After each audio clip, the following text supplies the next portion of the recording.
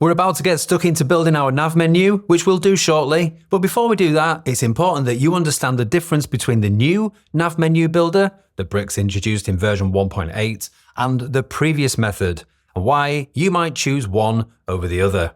So previously, at this point in the course, we built this nav menu, and to do that, we use the nav menu element, which is this one, or to see that in the elements list, I'll search nav menu, there it is. Now, next lesson, you're going to learn how to use the new nav menu builder that arrived with Bricks 1.8. We're going to be using this new nav nestable element that was introduced in Bricks 1.8. It is much more powerful and flexible and accessible than the previous method. I'll quickly click it to add it to the structure. So you can already see here that it's nestable, which means that you have free reign to nest not only navigation links, drop-downs, mega menus, and all sorts of things, but you can also put in here anything you like a logo, a search box, a call to action button, etc. It is massively flexible. No more being stuck trying to achieve the nav menu of your dreams. Anyway, we're going to look at all of this in more detail in the next few lessons. But as I say, it's not that the new menu builder has completely replaced the previous method. You can still use the old nav menu element. And actually, it does have some advantages over the new way that might be more appropriate for you in certain situations. And so by the end of this lesson, you're going to understand when and why you choose to use either of them. So first, we're going to quickly recap how the previous method worked. We'll look at the advantages of the old way and the disadvantages, and then look at when and why you might choose to use the previous method instead of the new one. First, then, a recap of the previous method. The old method was to first create the menu itself, the links in the main WordPress menu builder here, that's in Appearance, Menus. I'm assuming that you know how to build menus here in WordPress. Then you dropped a single nav menu element onto the canvas. You can see this one in the structure here. Click on the element, come over to its settings on the left. You assigned the menu that you just created in WordPress in this drop down here, and then use these settings to set up the menu and style it.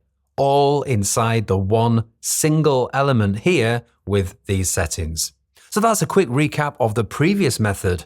And what was so wrong with that? Well, in fact, the old nav menu element method has some advantages. One, it's simple to work with. All the settings and styling are handled in the one element, at the expense of more flexibility, of course. Two, in some situations, the new menu builder would be a bit of overkill, I think. Like, for example, let's scroll all the way down to the bottom of the page. See this footer menu here? Now, we actually build this in a few lessons' time in the course, but it's just a simple set of links.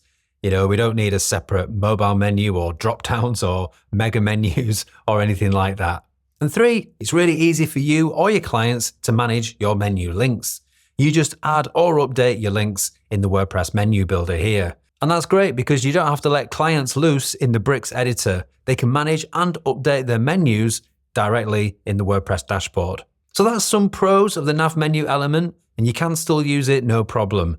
Now for the cons. One, it's a bit restrictive. It doesn't allow for adding other elements into the nav, like a search form or a button or whatever you like. And two, the options for designing the mobile version of the menu really aren't very good at all. In fact, the mobile menu builder is pretty poor. So that's a couple of disadvantages of the old way. And with that said, you might decide to use the previous method anyway. But why when we have a shiny new method to use now? Well, actually, there are three reasons. First, you might want to create a simple menu, especially the kind that doesn't need a mobile menu, like the footer that we looked at there. Two, because the old method lets you and your clients manage your menu links centrally in the WordPress dashboard. So with the new nav menu builder here, with the new nav nestable element, you actually manage your site's menu links directly in the Bricks editor here, not in the WordPress menu builder. In fact, the new menu builder doesn't use the WordPress menu manager at all. It's because the Bricks dev team found that that method was a bit too restrictive if you really want complete control over your menus. So in the new menu builder, as you'll soon see, you build the menu here directly in the Bricks editor. Each link in the new nav menu builder is actually just a separate nav link element, and you can add as many of those as you like and rearrange them and manage them here instead. This opens the door for total flexibility. And you can also place drop-downs where you like. You can make them into mega menus that you can freely design with the Bricks editor. All kinds of good stuff. But if you really need to be able to manage the menu links centrally back in WordPress, maybe for your clients to be able to manage them, then you have to use the old nav menu element instead and forego some of this flexibility and power. Although actually, that's not strictly true. Because reason 3, you might want to use the original nav menu element. If you want to manage your links centrally and you're not bothered about the mobile menu builder not being very good, you can actually still have the new drop-downs and multi-level drop-downs and mega menus. Yes, even with the old nav menu element. Back in the WordPress menu builder again, here's an example main menu, the one we created in the original version of these lessons. Now, if you want to make a drop-down with sub-levels, that's easy. You just add sub-pages nested inside one of the top-level links like this. But now with Bricks 1.8, they actually upgraded the nav menu element as well. So now you can check here to make it a multi-level drop-down. You can even set a mega menu on this link instead. Now you'd have to create a separate template for it if you were going to do it this way around. You need to create a template for the inside of the mega menu and then select it from this list. And then back in the editor, here's our nav menu element. Remember, the old nav menu element has actually been upgraded in Bricks 1.8 as well, because now you're able to set all your styling options for your drop-downs and multi-level and mega menus if you chose that option. So you might decide to use the nav menu element because you only need a simple nav, or because you need to manage the menu links centrally in the WordPress menu builder, or because actually you want the new drop-down styling, the multi-level drop-downs, and the mega menus. And if so, you can create and style and manage those with the nav menu element, but at the expense of a poor mobile menu builder and also the lack of real flexibility. Now, you might be thinking that this is an either-or situation. Yeah, either you use the nav menu element or the new nav nestable element. Now, I don't want to complicate things further, but it is worth mentioning it is sort of possible to have a kind of hybrid approach here, although there is a big caveat. So here's the new nav nestable element again. Here's a drop-down. Currently, the links are handled by separate nav link elements. I'm just going to delete those quickly.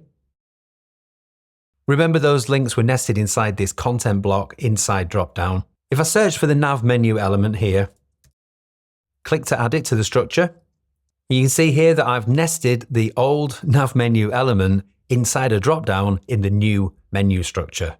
Well, why would I want to do that? Well, this way I can take advantage of all the extra flexibility of this new nestable method, but still allow me or my clients to manage this particular menu centrally in the WordPress dashboard.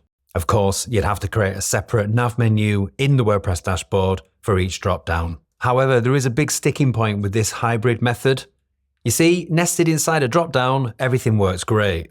The resulting code on the site is nice and clean and correct. However, if I dropped a nav menu element inside the top level of nav nestable, to replace these separate nav links instead, these separate top level nav links, well, unfortunately now this resulting code is a bit of a mess. And unfortunately, Bricks have told me that they don't support adding a nav menu element into the top level of the nav nestable element. They only support adding it inside drop-downs. So it's a bit limited as an option, but I just wanted to let you know in case you need it. The upshot is, if you really need to be able to manage your links with the WordPress menu manager, you basically have to use the original nav menu element.